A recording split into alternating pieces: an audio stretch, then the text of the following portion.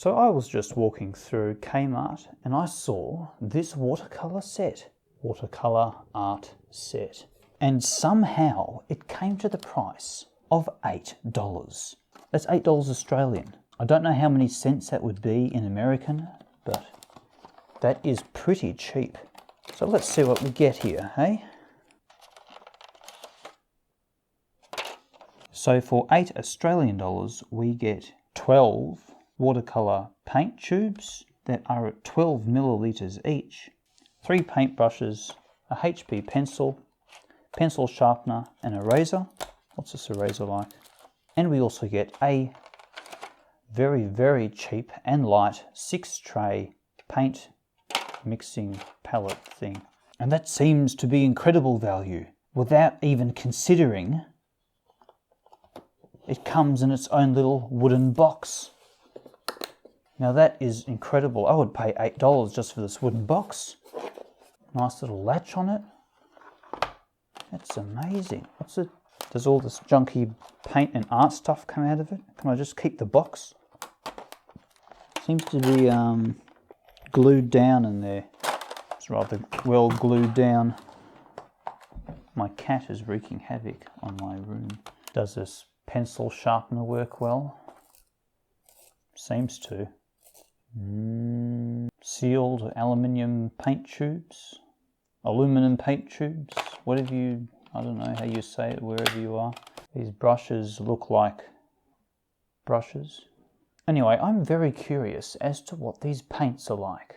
I mean, how cheaply could you possibly make a watercolor paint? Are they just like dye inks in a binder and fillers and whatever? I don't know. Oh, wow, that's yellow, I guess. So we got the yellows, scarlet, crimson red, deep blue, and this cerulean, whatever, this lighter blue. Yes, I'll call it light blue, that's what I'll call it. It's cerulean blue. I don't know how to pronounce a thing. Brown, we've got burnt umber, burnt sienna, deep green and sap green as well. Might as well put some of those in the tray while I'm at it. Blurs. Oh, goodness me, some of this paint just splurts out of the tube as soon as you... Oh, burnt umber, whatever that means, and burnt sienna. And I'll put down some white as well. And the lamp black, I don't know what to do with that actually. I'll put it right next to the white like an idiot. Yes, that's what I'll do. So here are all the colours that come in the Kmart package. So one thing I'm curious about is whether they put dye or pigment inks in these paints. I'm going to let it dry and then I'm going to dunk this paper in water to see if it dissolves again. Okay, so I have done quite a few test pieces of paper. And now I'm going to dunk them in water to see how they behave. So I can get an idea whether this is a dye-based ink or a watercolor ink. So I'll dunk the brown in first. Let's see what that's like. Seems to be very stable on the paper. I don't see any brown leaking off the paper. Okay. Let's give it a violent shake. Seems to be quite permanent. Let's try this card with some dark blue on it and some light red. Nothing seems to be happening. Also seems to be quite permanent as well. See, I don't see any bleeding either. That's pretty good. Okay, let's try this one where I went crazy with the colours. Absolutely nothing. I can't agitate the colours off these things at all. It's quite impressive. Good, good. Okay, what about this card with the yellow on it and the blue and stuff? Nothing. So because of this behaviour, I have come to the conclusion that these watercolour paints from Kmart must be using pigmented inks. Sorry, not pigmented inks. Pigments, yes. It's a pigmented paint, that's what I'm trying to say. This here, for example, is a strip of paper with some dye-based inks on it. So let's see how a dye-based ink performs like.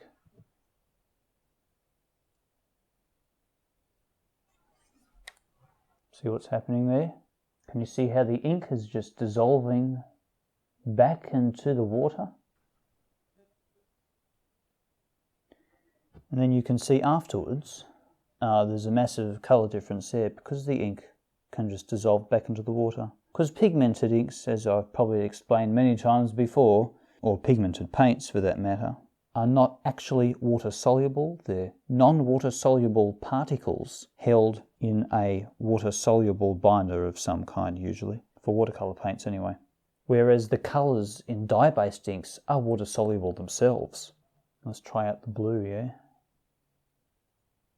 Ugh. Ugh.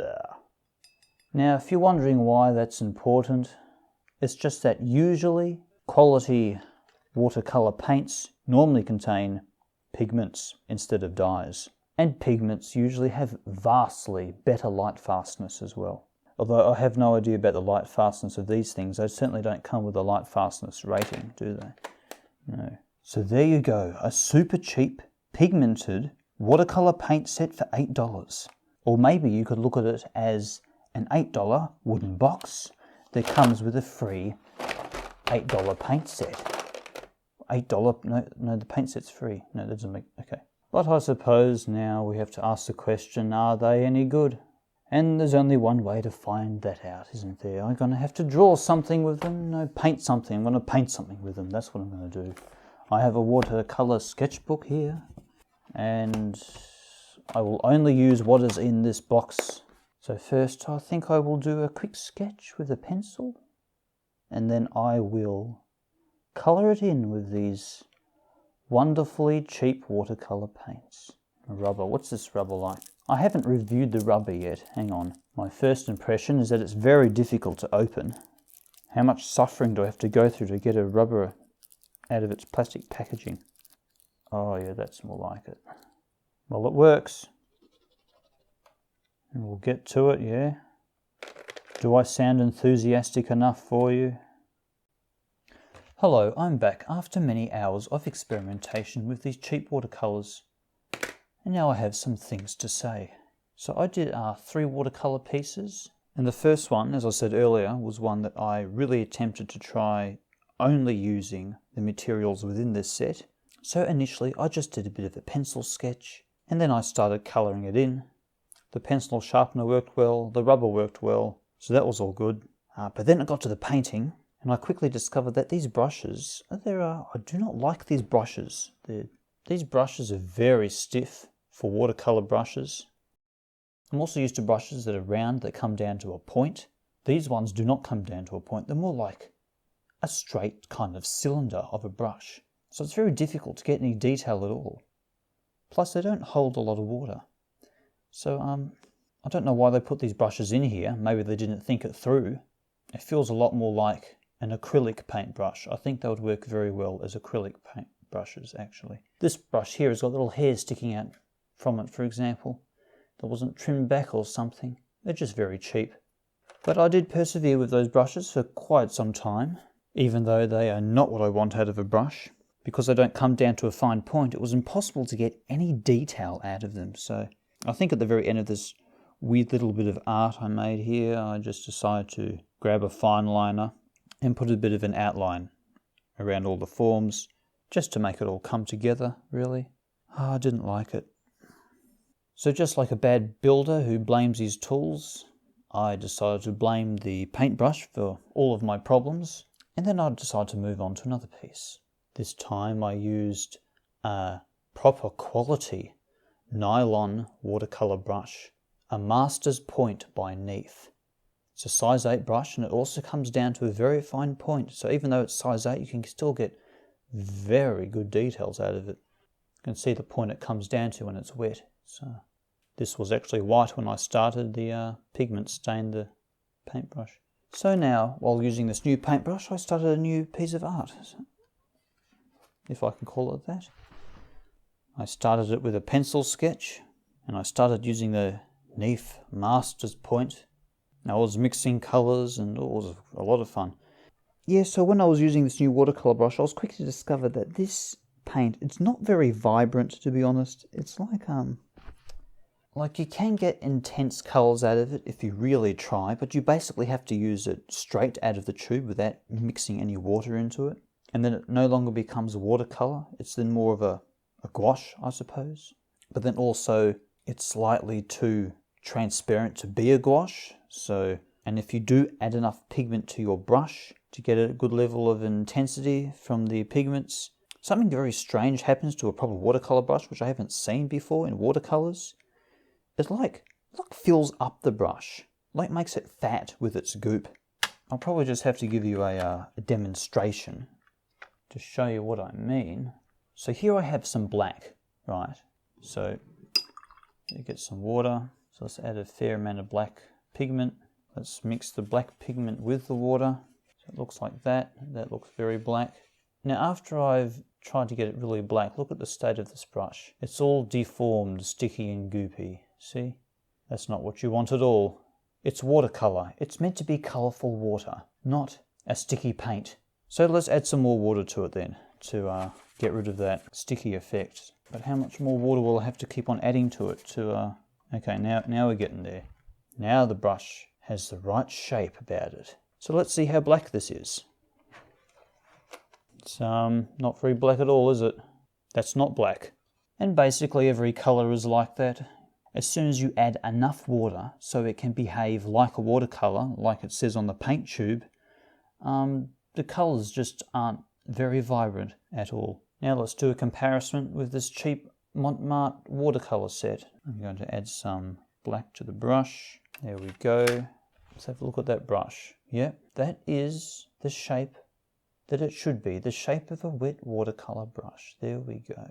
Now let's see how black it is. That is black. Look at the difference of that. So that's my main problem with these paints. They're just not very vibrant.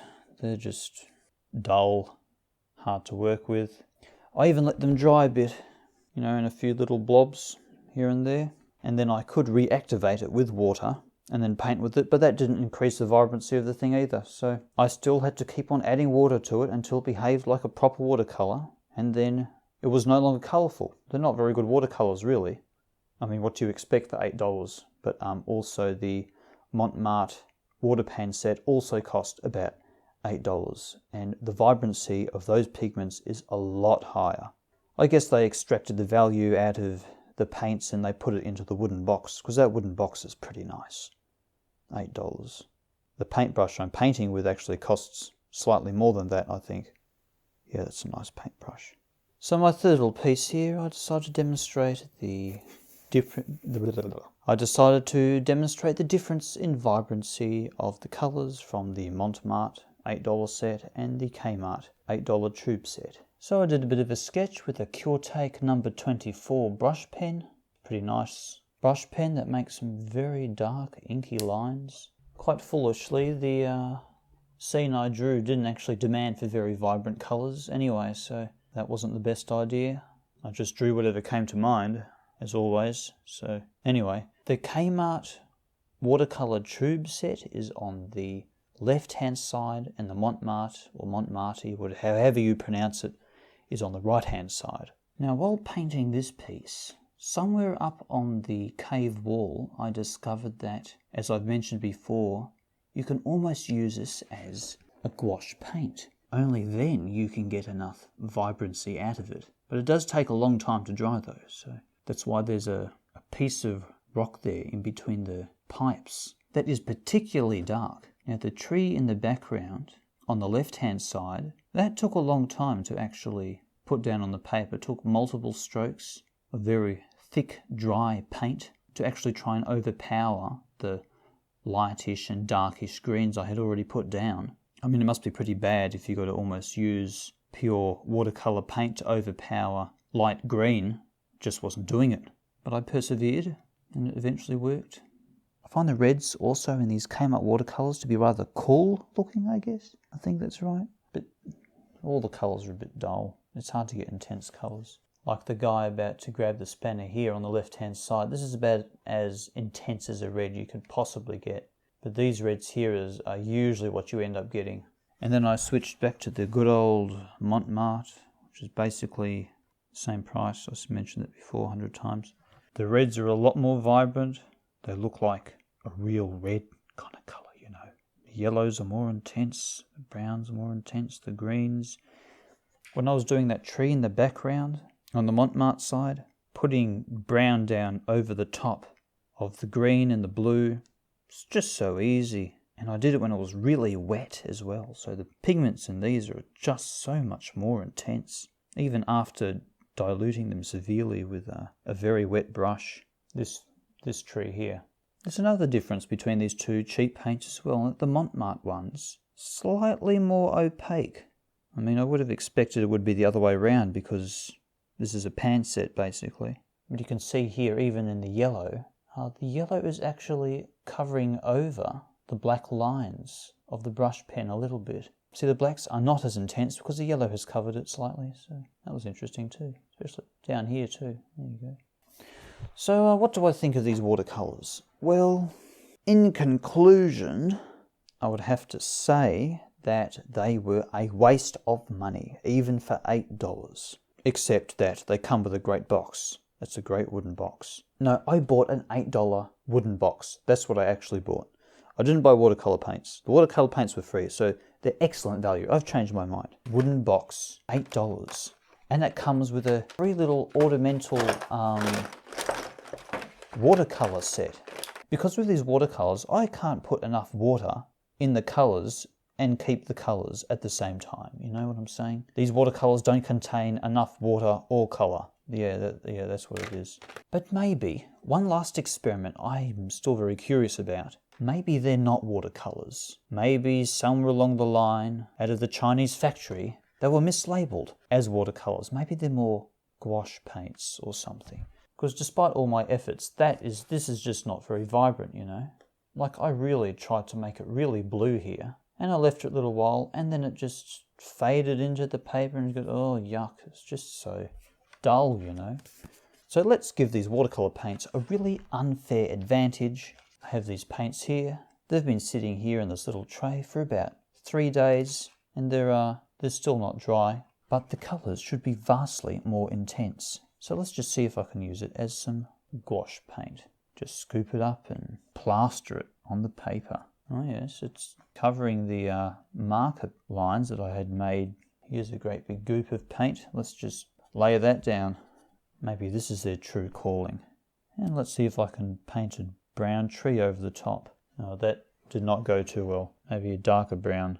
Some white highlights or something on either side of the tree. What a disaster this is becoming. This is awful. It's like trying to paint with grease. Another strange thing about these paints, I don't think they mix very well with water to begin with.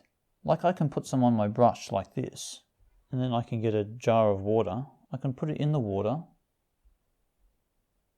It's in the water right now.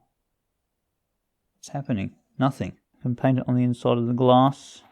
Well, I've painted this underwater on the inside of the glass, and it's just kind of just staying there. I can shake the water around. What's going on? Come on, dissolve. It takes a while to activate, even while underwater. Okay, well, I hope you enjoyed that video, because once again it was just me being a cheapskate and refusing to buy a quality watercolor paint set, even though I deserve it by now. I just, maybe this $8 one will be okay, but no, it's just kind of procrastinating spending serious money, and I'm trying to avoid spending the amount of money a quality watercolor set would cost. I usually end up spending the cost of a quality watercolor set during my procrastination. Now that's getting pretty vibrant. Now you just need to use a lot of paint to get any vibrancy out of this, and then it gets kind of goopy. That's probably why they gave you stiff brushes, come to think of it. Yeah, okay. My next video will be better, don't worry. Okay. I'll draw with something of quality for a change. Bye.